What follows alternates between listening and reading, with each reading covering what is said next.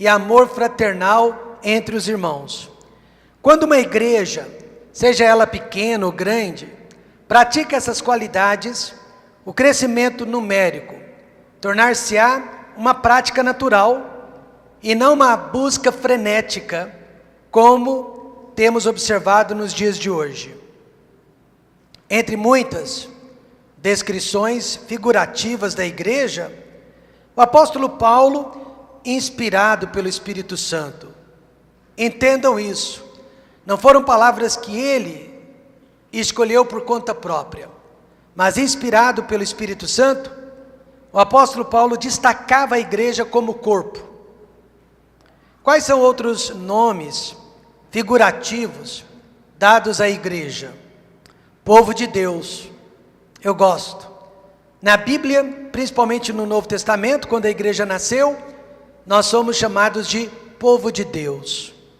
Rebanho, gosto também deste nome. Noiva e santuário. O corpo humano, no entanto, é uma ótima alusão à igreja de Cristo, por várias razões. Primeira delas, diversidade de funções dos membros. Cada um de nós aqui temos um propósito dentro da igreja, dentro do corpo, e não é o mesmo. Segundo, solidariedade entre os membros. E terceiro, necessidade de crescimento. Por essas razões e outras também, a igreja é comparada ao corpo humano. A igreja sempre foi e sempre será atacada por Satanás e pelos homens, assim como a nação de Israel, porque ela pertence a Jesus Cristo. A igreja é do Senhor Jesus Cristo. E um dos piores ataques hoje em dia contra a igreja está relacionado ao ofício de pastores e diáconos. Esses dois ofícios estão sendo maltratados e estão sendo atacados e desprezados nos dias de hoje. A nova reforma protestante está minimizando a importância do ofício pastoral, está minimizando a importância do ofício diaconal, afirmando que não há hierarquia na igreja e que todos nós somos iguais dentro do corpo de Cristo. O que é verdade, mas os papéis não são iguais. Os papéis são diferentes.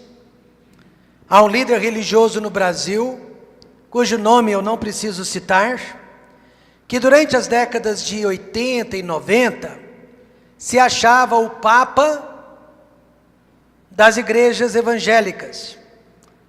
Até que um dia ele se envolveu com política suja e caiu em adultério. Imediatamente, ele perdeu o apoio e foi abandonado pelos seus pares.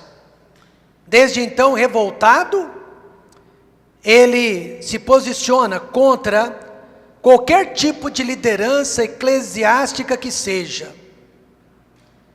Ele se posiciona contra pastores, contra diáconos, e hoje ele vive criticando todo e qualquer tipo de liderança espiritual e pregando uma igreja sem paredes, sem regras, sem liderança e principalmente sem nomes.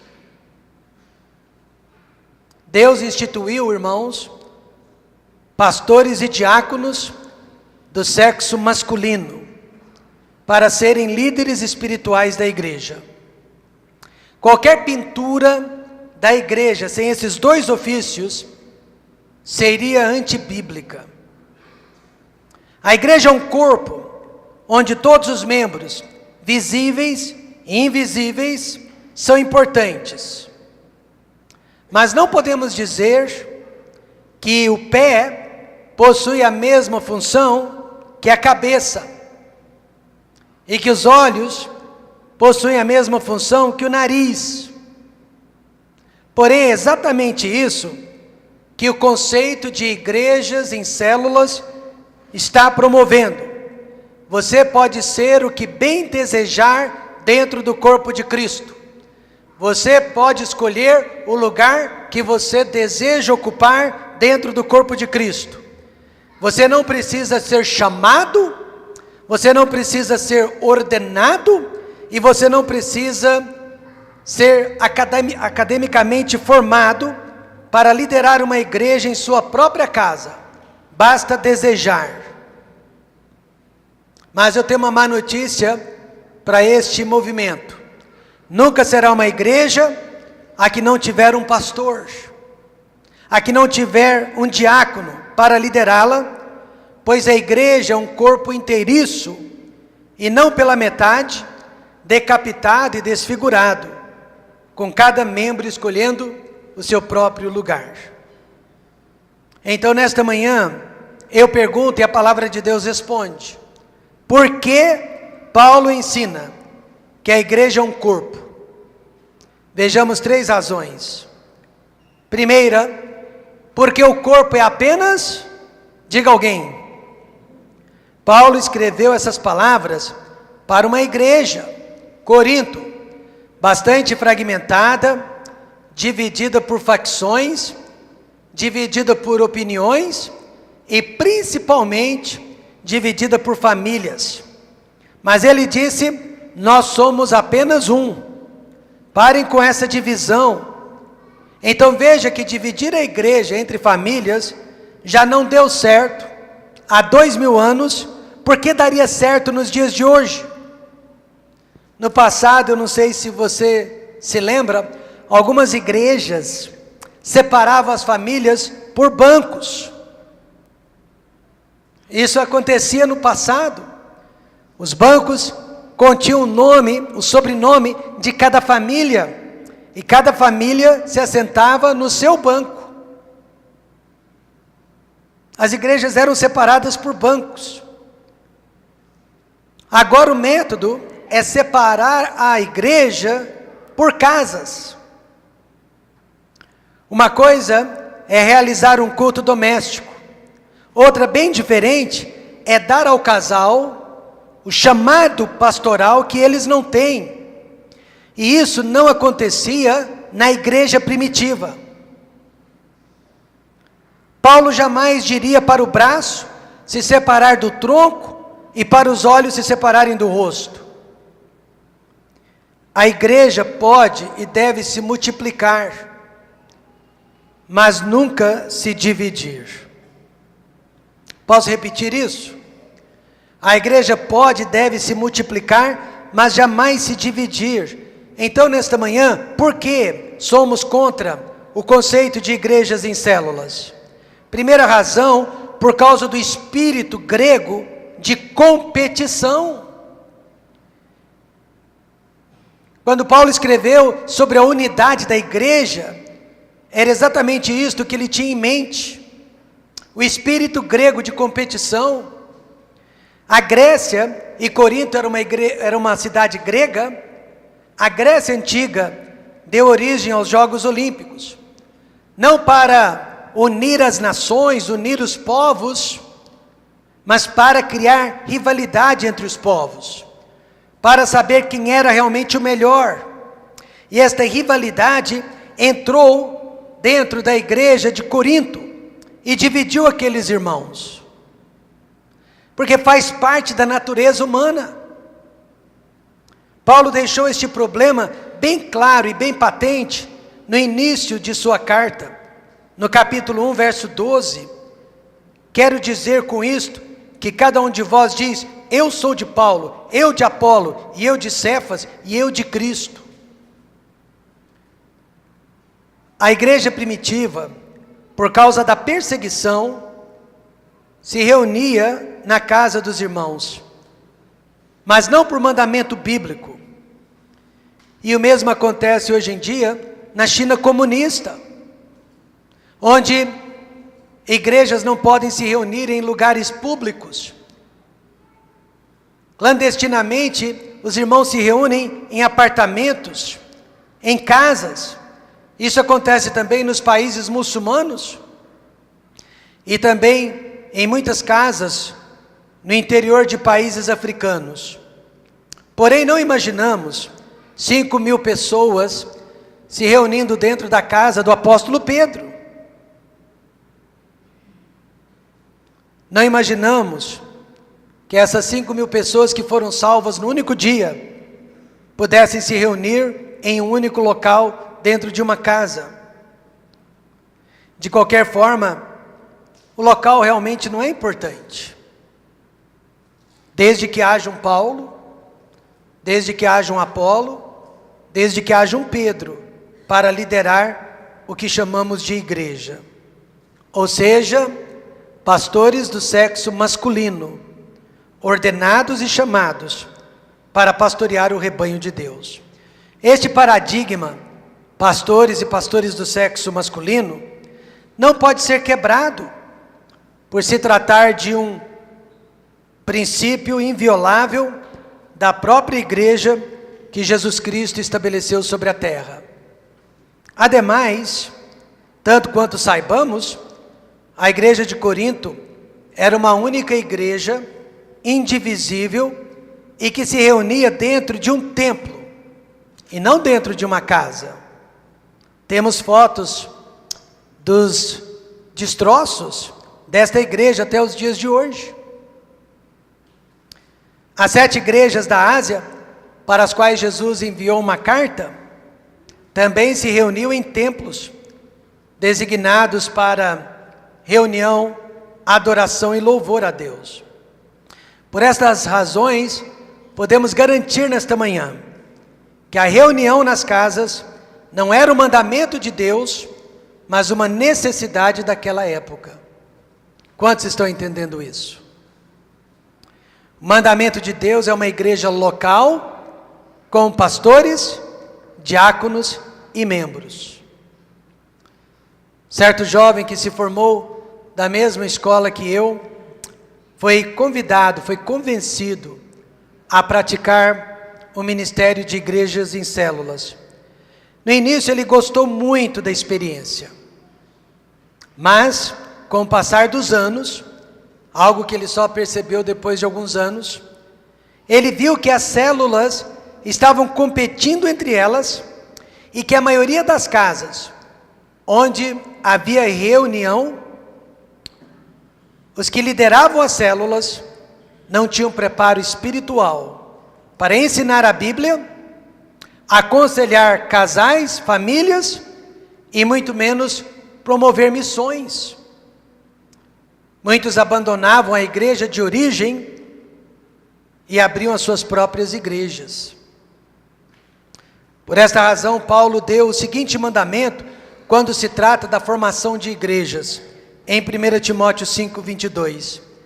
A ninguém imponhas precipitadamente as mãos, nem participes dos pecados alheios, conserva-te a ti mesmo puro.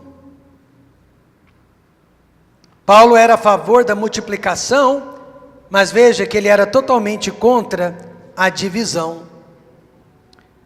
A igreja também é um corpo por causa da necessidade de cooperação.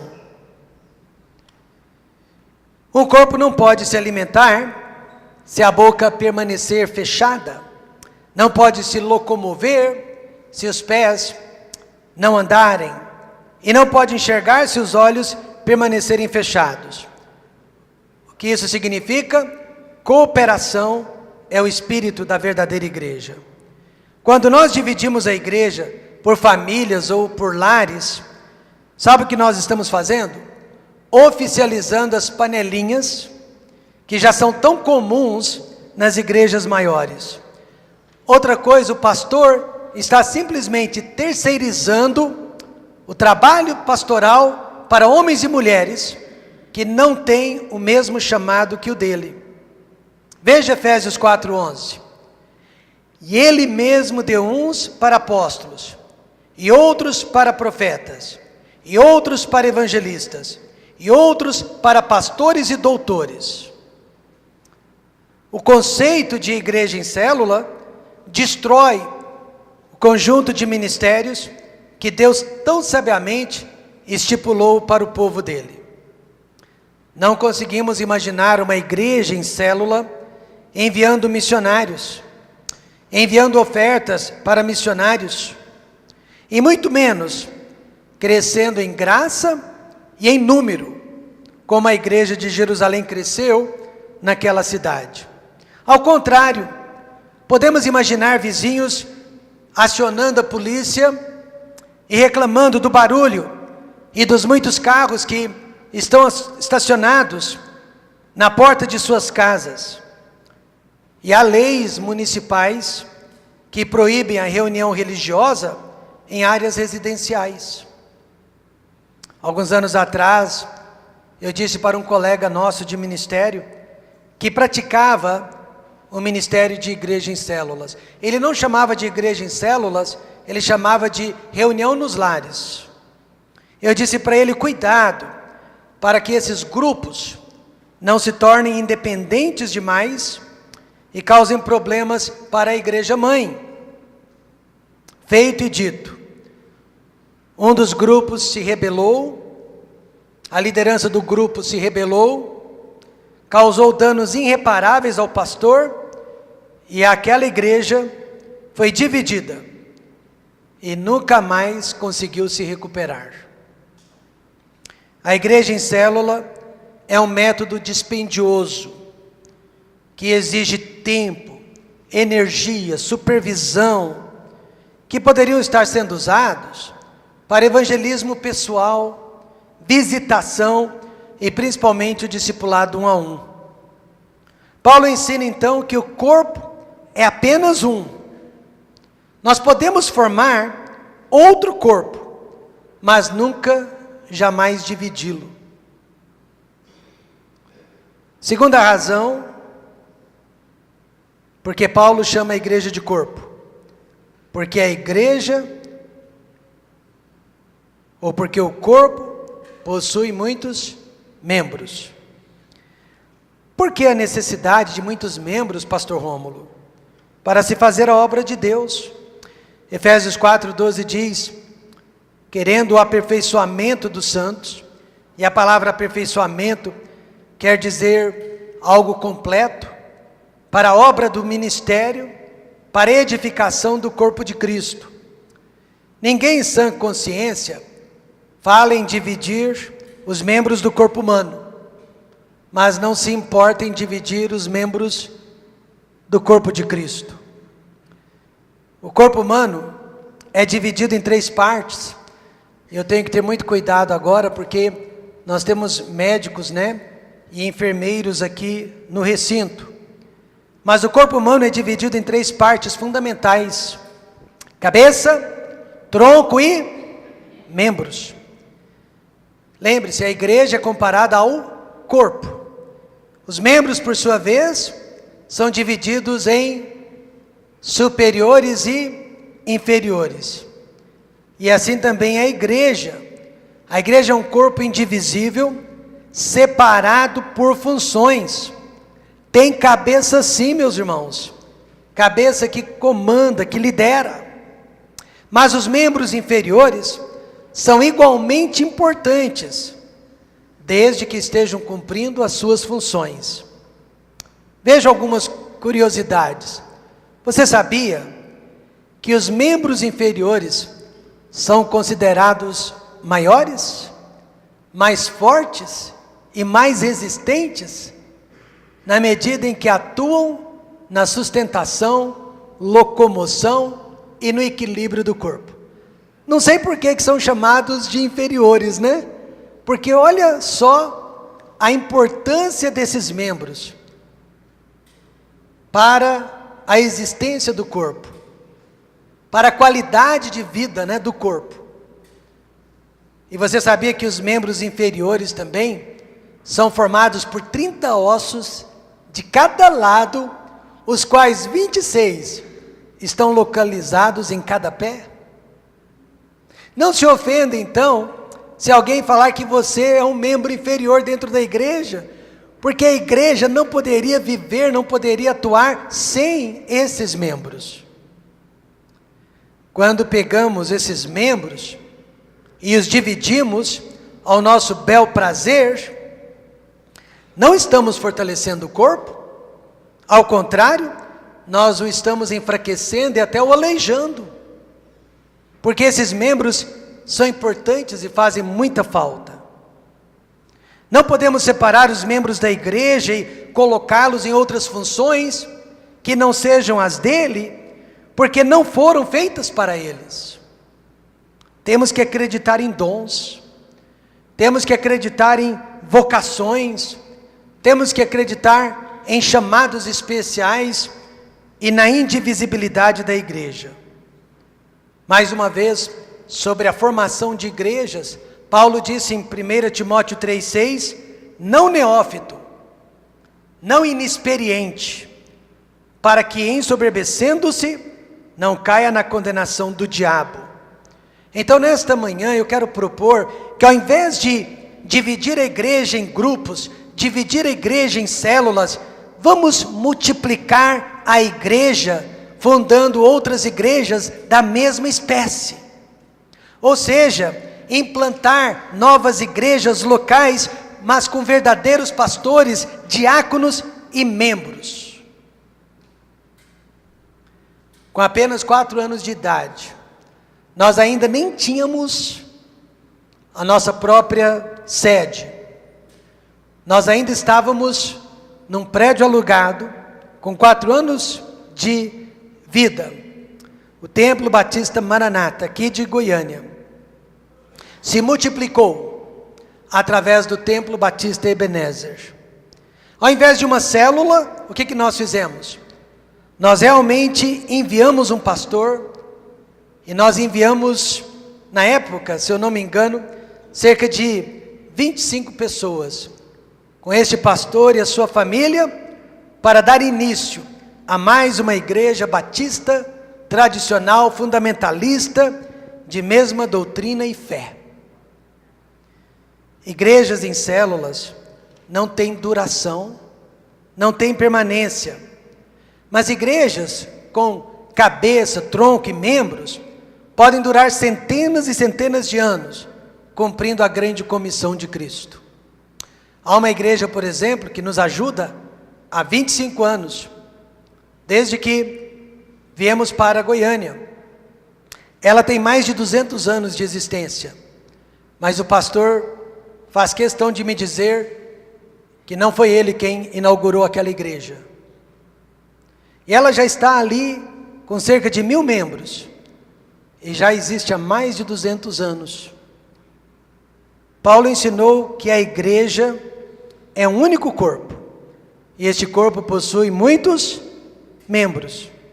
E a terceira razão que ele compara a igreja ao corpo humano, porque o corpo é de Jesus Cristo. O corpo não é meu, o corpo não é seu, nós fazemos parte do corpo, mas o corpo é dele. E Paulo disse que todos os membros, sendo muitos, são um só corpo, assim é Cristo também.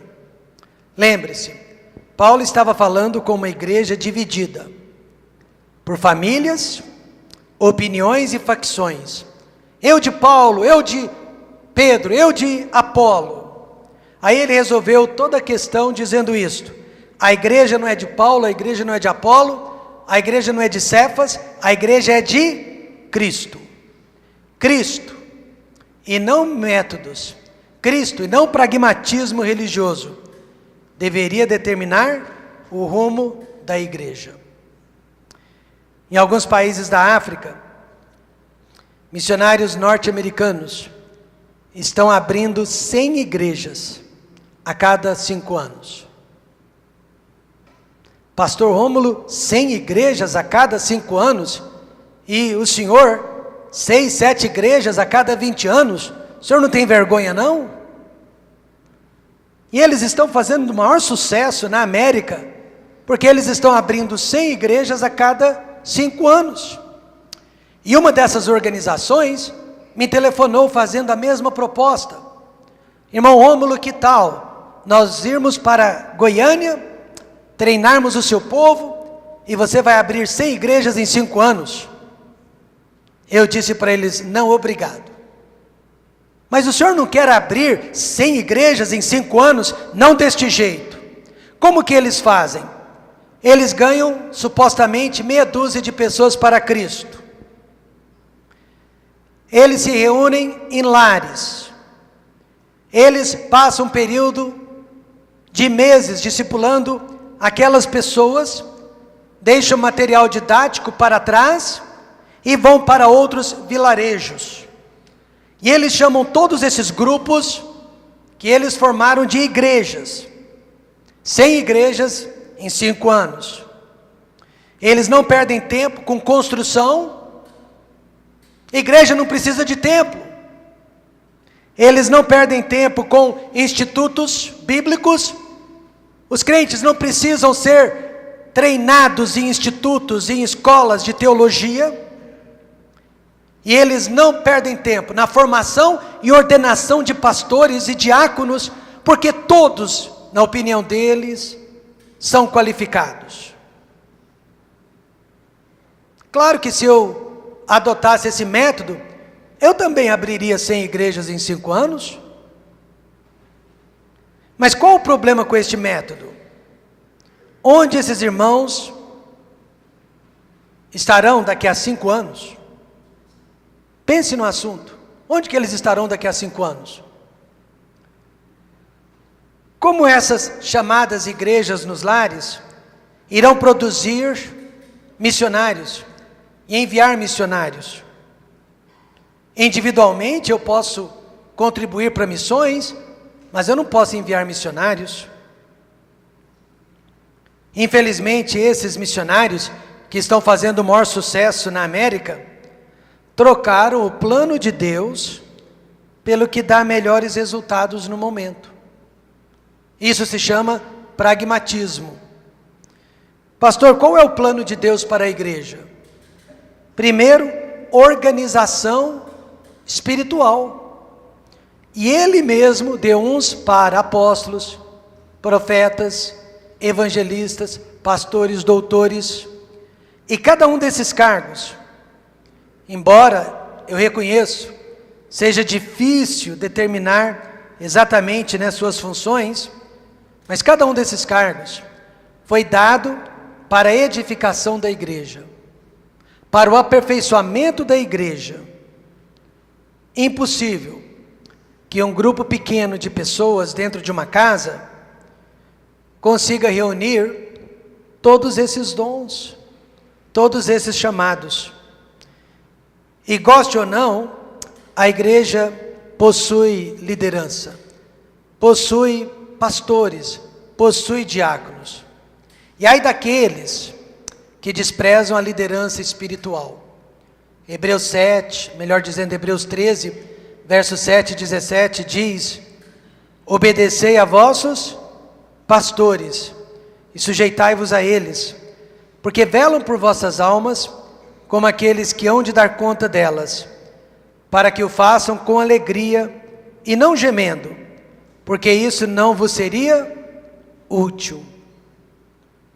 Então nós temos que dizer para os casais que querem formar uma igreja dentro da casa deles, que eles vão dar conta daquelas almas um dia também, perante o Senhor. Depois do meu pai, eu posso dizer que o meu pastor foi o homem mais importante na minha vida. E nós não éramos amigos de frequentarmos a casa um do outro, nós éramos ovelha e pastor. E é assim que tem que ser. Então, o primeiro plano de Deus para com a igreja é organização. Existe uma organização que nós precisamos seguir. E segundo, duração espiritual. O corpo sofre muitas mutações, desde a sua concepção. Uma médica disse para nós, certa vez, que a ciência ainda não entende tudo sobre a formação de um embrião. Há muitas coisas ainda invisíveis aos olhos da ciência em relação à formação de um embrião. Por isso, muitas vezes, os médicos não sabem o que ocasionou um aborto espontâneo, por exemplo. E apesar de sofrer muitas mutações, nós não somos iguaizinhos ao que éramos durante a gestação, é claro, o DNA é o mesmo. O DNA com o qual nós nascemos é o DNA com o qual nós iremos morrer. Em outras palavras, o corpo ele foi feito para ser um, para permanecer unificado até o seu último dia de vida. Assim também a igreja local foi feita para durar, e não para surgir aqui e desaparecer ali. Um advogado do movimento de igrejas em células me disse: Pastor Rômulo, eu reconheço que as igrejas em células é de curta duração, mas o importante são as almas que estão sendo salvas através deste ministério. Eu disse para ele: nós não precisamos desfigurar a igreja para que almas sejam salvas. Por isso não. Vamos apoiar a missão Rocha Eterna do Brasil, porque eles ganham em uma semana mais almas que a nossa igreja ou que as igrejas em células irão ganhar em 10 anos. Eles entram naquelas penitenciárias com 500 a 1000 detentos, sedentos e famintos pelo perdão de Deus, pela graça, pela misericórdia de Deus, e a cada culto eles estão vendo centenas de homens e mulheres aceitando Jesus Cristo como Salvador. No entanto, eles não estão formando uma igreja, eles estão ganhando almas. Nós não precisamos desfigurar a igreja, mesmo que a nossa intenção seja boa, porque pragmatismo é uma coisa muito perigosa. Nós vamos fazer isso porque dá certo. Não, nós vamos fazer isso se está dentro da palavra de Deus. Muitas coisas dão certo, mas não estão dentro do livro. No início do século XX, bem no início do século XX, na Califórnia, nos Estados Unidos da América, surgiu um grupo dizendo: olha, a igreja primitiva falava em línguas, vamos falar também. E daí surgiu toda uma celeuma, como nós vemos nos dias de hoje, entre as igrejas evangélicas. E agora, em pleno século 21, no final já do século 20, surgiu outro grupo que diz: a igreja primitiva se reunia em casas, vamos nos reunir também. Só que eles se esquecem de que a igreja primitiva estava vivendo um período de transição. Consolidação veio depois. Jesus enviou 7 cartas para 7 pastores de 7 igrejas que se reuniam em templos. Ele não enviou 7 cartas para 7 casais, para 7 casas. Pense nisso. Por alguns anos, o Templo Batista Ebenezer se reuniu na casa de seu pastor. Mas era uma igreja.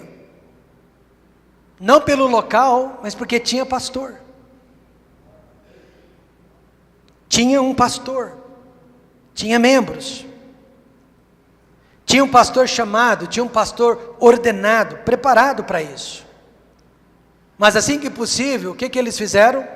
Eles se mudaram da casa e foram para um templo próprio, apropriado para o que eles propunham fazer. Então, uma melhor alternativa às igrejas em células é o evangelismo nos lares. Pastor, o que é isso? Enquanto são poucos homens e nenhuma mulher chamados para o episcopado, todos nós, homens e mulheres, fomos chamados para o evangelismo. Quando Jesus disse: ide por todo o mundo e pregai o evangelho a toda criatura, ele disse para todos nós, ele disse para a igreja. Então, ao invés de transformar a sua casa numa igreja sem pé e sem cabeça, nós deveríamos transformar nossas casas num ponto de evangelismo. Nós deveríamos reunir pessoas sem Cristo, perdidas, e evangelizá-las de dentro da nossa casa. Amém, irmãos? Nós deveríamos sim fazer da nossa casa um lugar para a salvação de almas perdidas. E é isso que nós queremos implantar na nossa igreja ainda este ano. Em breve nós estaremos utilizando uma casa, uma família desta igreja, para transformar aquela casa num ponto de evangelismo. Talvez seja a sua. E nós iremos lhe fornecer material para isso, treinamento para isto. E se Deus abençoar, outras casas irão desejar o mesmo ministério e vão se tornarem pontos de evangelismo, de salvação de almas perdidas. Mas você não vai convidar crentes salvos de outras igrejas. Você não vai convidar outros irmãos da própria igreja para esta reunião, porque ela será 100% evangelística. Você vai convidar colegas de trabalho, vizinhos, parentes perdidos. E almas serão salvas dentro da sua casa.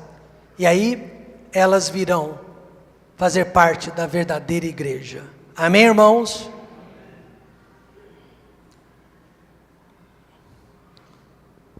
Pastor, por que todo esse cuidado? Porque esse método está se aproximando de nós. E nós temos a obrigação de explicar para os irmãos por que nós não o apoiamos e não desejamos para nós. Atos 20, versículo 28 diz: olhai, pois, por vós e por todo o rebanho, sobre que o Espírito Santo vos constituiu bispos, para apacentardes a igreja de Deus, que Ele resgatou com o seu próprio sangue. Nós temos o dever de explicar, de mostrar o porquê das coisas para os irmãos. De maneira nenhuma nós queremos ingerir nos negócios de outras igrejas. A Bíblia diz: cada um dará conta de si mesmo a Deus. Nós só estamos falando sobre este assunto para explicar por que nós não vamos entrar por este caminho. Vamos orar, irmãos? Querido Deus e eterno Pai,